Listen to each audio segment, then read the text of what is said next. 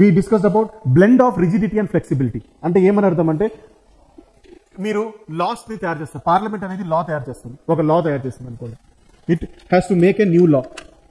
ఒక బిల్ని లాలో తయారు చేయాలంటే ఒకటి, if I have to make the law, one way is to go through special procedure, one way is to make through ordinary procedure.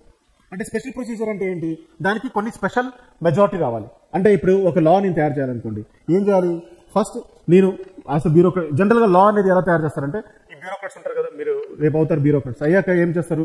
ఆ ఊర్లో ఏదో ఒక డెఫిషియన్సీ ఉంది, డ్రింకింగ్ వాటర్ ప్రాబ్లమో లేకపోతే ఫైనాన్స్ ప్రాబ్లమో, చాలా మంది గల్ఫ్ దేశాలకు వెళ్తున్నారు, వాళ్ళకి ఎంప్లాయ్మెంట్ ఆపర్చునిటీ కోసమో something, you know the problems of that society. మీరేం చేస్తారు? దీన్ని సాల్వ్ చేయాలంటే నేను ఒక యాక్ట్ తీసుకురావాలని మీరు అనుకుంటారు. అయితే మీరేం చేస్తారు? ఆ లిస్ట్ మొత్తం ఒకటి రాస్తారు. రాసి ఏం చేస్తారంటే కన్సర్న్ మినిస్ట్రీకి ఇస్తారు. ఆ కన్సర్న్ మినిస్ట్రీ ఏం చేస్తారంటే, ఓకే ఈ బిల్ని, ఇది బిల్ రూపంలో ఉంటుంది. ఇప్పుడు నేను ఈ బిల్ని యాక్ట్ రూపంలో చేయాలంటే ఏం చేయాలి? It has to pass through Lok Sabha and Rajya Sabha. Okay, అయితే లోక్సభ రాజ్యసభ నుంచి పాస్ అయ్యాక తర్వాత ఎవరు? ప్రెసిడెంట్ అసెంట్ ఇవ్వాలి. ప్రెసిడెంట్ అనే అతను సైన్ పెట్టాలి, అంటే ఫార్మల్ గా అప్రూవ్ చేయాలి. అప్పుడు ఆ బిల్ కాస్త లీగల్ గా మారుతుంది.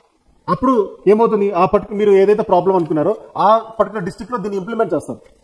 అప్పుడు ఆ ప్రాబ్లం సాల్వ్ అవుతుంది. అలా ఉంటుంది లా. అయితే కొన్ని లాస్ పాస్ చేయాలంటే స్పెషల్ మెజారిటీ కావాల్సి వస్తుంది. కొన్ని లాస్ పాస్ చేయాలంటే సింపుల్ మెజారిటీ చాలు. నేను మీకు ప్రీవియస్ క్లాసెస్ చెప్పే కదా స్పెషల్ మెజారిటీ సింపుల్ మెజారిటీ తేడా. సో స్పెషల్ మెజారిటీ అనుకోండి మీకు 2/3 మెజారిటీ కావాలి. సింపుల్ మెజారిటీ అనుకోండి సగం కంటే కొద్దిగా ఎక్కువ ఉంటే చాలు. అది కూడా ఏంటి? టోటల్ మెంబర్షిప్ కాదు, ఎంతమంది ఆ రోజు వస్తారో, present and voting. That is even easier కదా. సో స్పెషల్ మెజారిటీ అనేది రిజిడిటీ. సో కొన్ని బిల్స్ మనము స్పెషల్ ప్రొసీజర్ త్రూ పాస్ చేసామంటే దాన్ని రిజిడిటీ. కొన్ని బిల్స్ మనం ఆర్డినరీ మెజారిటీ త్రూ పాస్ చేసామంటే అది ఫ్లెక్సిబిలిటీ.